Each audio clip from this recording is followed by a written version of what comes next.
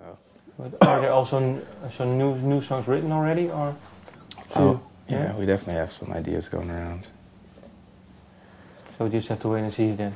Yeah. When do you think it will be finished and released? I think it really depends on like how our schedule goes. Right now we're like pretty much out international all summer long, but I mean there are little holes and breaks in between those, so hopefully we'll be able to get some opportunity to get into the studio or just even get together and write. And I would like to go back because I read somewhere that in the beginning of Gym Class Heroes, every song had a different style. So one song was more of hip hop, one more rock. Do you still recall the first song that actually had the idea? Well, now this is Gym Class Heroes the way I wanted it to be. Yeah, I mean there was like a couple songs. There was a song. What was it called? Crabapple Kids, and that was kind of like. And there's a song called This Thing Called Life, and I think they were both really early songs that were kind of headed down the path that we're kind of on today, in that a lot of those early influences like rock and funk and jazz and hip hop are kind of like intertwined, you know.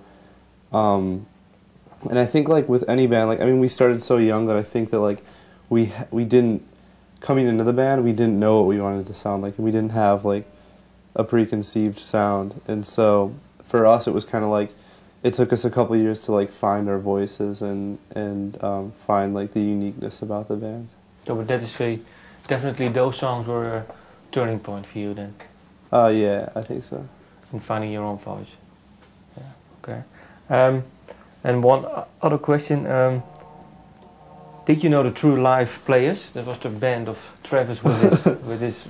I know them, but I know them as Travis's dad and his brother.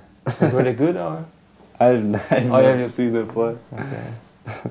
And then one more memory lane question. Awesome, Sorry? No, sorry. Okay. Yeah, you opened up for Run DMC once. Was it special?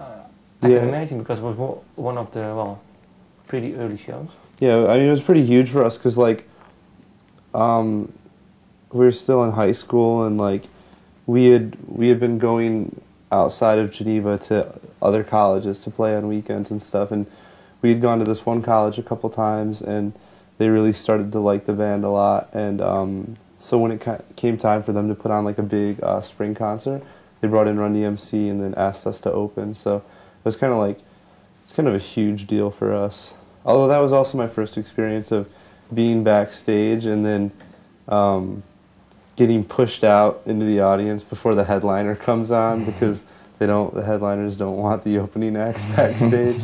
So that was my first experience with that as well. But do you think it will happen with Gwen Stefani, because you're opening up for her in Australia? Well, I think that's more of like a tour. Like with that, I kind of feel like we're kind of shared in like a common goal, you know, and like we're part of the same thing. So I don't really have many concerns about that tour. We're actually all really looking forward to that. Okay.